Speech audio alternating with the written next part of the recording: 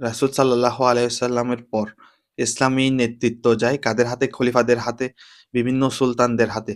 এর মধ্যে ১ম ৪ জন খলিফা হযরত আবু বকর সিদ্দিক রাদিয়াল্লাহু তাআলা আনহু, হযরত উমর রাদিয়াল্লাহু তাআলা আনহু, হযরত ওসমান রাদিয়াল্লাহু তাআলা আনহু, হযরত আলী রাদিয়াল্লাহু তাআলা আনহু।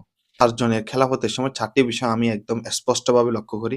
প্রথমত হযরত আবু বকর সিদ্দিক রাদিয়াল্লাহু তাআলা আনহুর সময় যে উনি ইসলামের বিভিন্ন গোত্রের মধ্যে, মুসলমানদের মধ্যে বিভিন্ন সংশয়, এগুলার বিরুদ্ধে স্পষ্ট জিহাদ করেছিলেন।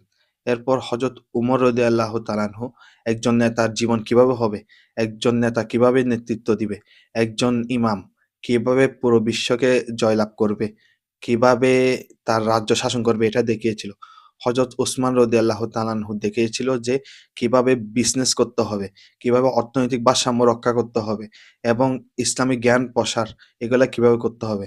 এবং হযরত আলীর সময় দেখেছিলাম আমরা যে কিভাবে নিজেদের মধ্যে সমস্যাগুলা আমরা কন্ট্রোল করব, কিভাবে নিজেদের মধ্যে সমস্যাগুলা আমরা সমাধান করব। এটা হযরত আলীর সময় আমরা দেখেছি।